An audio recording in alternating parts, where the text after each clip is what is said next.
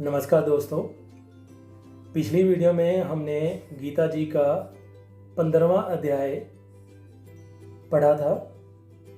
तो चलिए आज हम गीता जी का 16वां अध्याय महात्म्य के साथ सुनते हैं, पढ़ते हैं। तो ध्यान दीजिए। 16वें अध्याय देव असुर संपदा योग। श्री कृष्ण बोले, हे भारत, निर्भय शुद्ध सतोगुणी होना, ज्ञान योग निष्ठा, दान इंद्रिय दमन, यज्ञ करना, तप सरलता अहिंसा, सत्य क्रोध त्याग, शांति चुगली ना करना, सब प्राणियों पर दया, तृष्णा से बचना, कोमल स्वभाव, लज्जा चपलता का त्याग, तेज, क्षमा धृति, पवित्रता, द्वेष रहित, अभिमान ना करना, देवी संपत्ति के सन्मुख जन्म धरने वालों को ये सब गुण मिलते हैं। हे पार्थ, दर्प, अभिमान, क्रोध, कटु भाषण और अज्ञान ये सब आसुरी संपत्ति के सन्मुख जन्म लेने वालों को प्राप्त होते हैं। हे पांडव, देवी संपत्ति मोक्ष और आसुरी संपत्ति बंधन का कारण होती है। तुम शोक ना करो, क्योंकि तुम उत्तम देवी संपत्ति के भोग के हेतु जन्मे हो। हे पार्थ, इस लोक में देवी और आसुर ये दो प्रकार के प्राणी उत्पन्न किए गए हैं। देवी का विस्तार पूर्वक में वर्णन कर चुके, अब आसुरी को सुनो। धर्म में प्रवृत्ति और अधर्म से निर्वित असुर लोग नहीं जानते, उनमें ना शौच पवित्रता, ना आचार और ना सत्य ही है। वह संसार को असत्य, निराधार और अनिश्वर कहते हैं। उनके मन में जगत की उत्पत्ति का कारण काम से प्रेरित स्त्री पुरुषों के संभोग के अतिरिक्त कुछ नहीं है।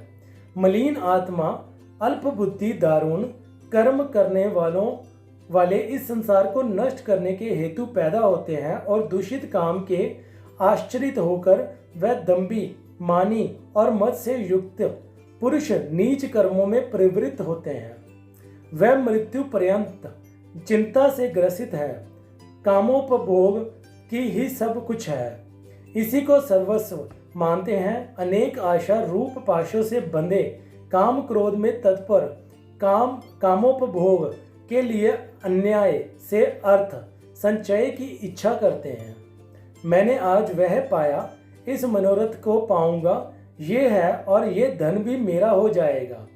ये शत्रु तो मैंने मारा, दूसरे को भी मारूंगा।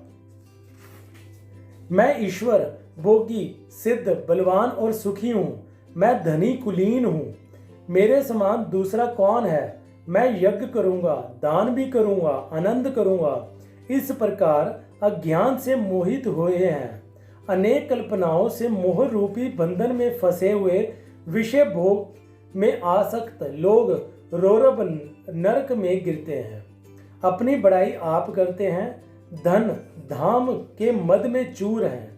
शतोत्र विधि छोड़कर केवल नाम के लिए यज्ञ करते हैं। ये अहंकार, बल, घमंड, काम और क्रोध से युक्त हैं। अपनी तथा औरों की देह में स्थित मुझ में द्वेष रखते हैं तथा मेरी निंदा करते हैं। इन द्वेष करने वाले क्रूर और अधम पापियों को मैं संसार की आसुरी योनियों में डालता हूँ। हे कौनत्य, जन्म जन्म में आसुरी योनि पाकर वह मूर्ख मुझको पाए बिना ही अंत में अधोगति को प्राप्त होते हैं। काम, क्रोध और लोभ ये तीन नरक के द्वार हैं जो आत्मा का नाश करते हैं। इस कारण तीनों को त्यागना चाहिए। हे कौनत्य, उन तीन नरक द्वारों से छूटा हुआ मनुष्य अपने कल्याण को सुकृत करता है, तब उत्तम गति को पाता है। जो शस्त्रोक्त विद्वानों को छोड़ स्वेच्छानुसार कर्म करता है, वह सिद्धि को नहीं पाता, सुख को नहीं पाता और परम गति को नहीं पाता। अतएव कार्यों और अकार्यों इनको जानने के लिए शास्त्र प्रमाण है।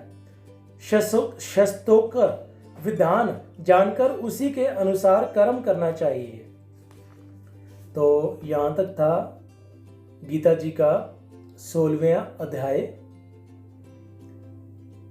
तो अब मैं आपको गीता जी का 16वें अध्याय का महात्म्य सुनाने जा रहा हूँ। श्री नारायण जी बोले, हे लक्ष्मी, सोठ देश है जिसके राजा का नाम खड़गबाहु था। बड़ा धर्मात्मा था। उसके हाथियों में एक हाथी बड़ा मस्त था, जिसकी धूम मची रहती, महावतों को पास न आने देवे। जो महावत उस पद चढ़े उसको मार डाले। हाथी के पाँव में जंजीर बंधी रहे, जिसके खेत से राजा ने और देश के महावत बुलाकर कहा, कोई ऐसा होए जो इस हाथी को पकड़े, मैं उसको बहुत धन दूंगा। हे लक्ष्मी, उस हाथी को किसी ने नहीं पकड़ा। एक दिन हाथी नगर में चला गया।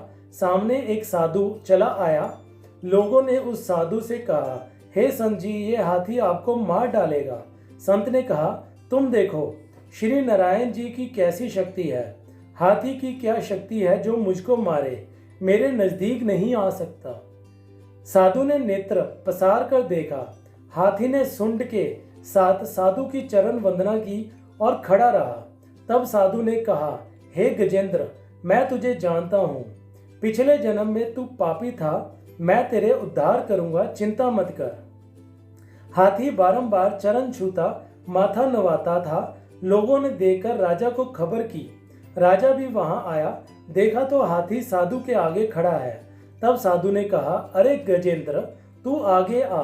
हाथी ने आगे हो चरण वंदना की। उस संत गीता पाठ की कमंडल से जल लेकर मुख से कहा, गीता के 16वें अध्याय का फल इस हाथी को दिया।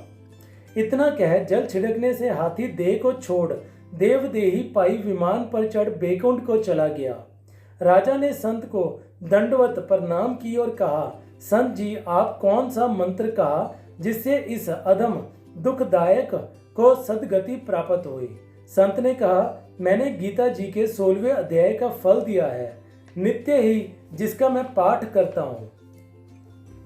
तो मित्रों, ये था गीता जी का 16वां अध्याय मतमय के साथ। अगली वीडियो में गीता जी का 17वें अध्याय मतमय के साथ लेके आपके सम्मुख पेश होऊंगा। धन्यवाद।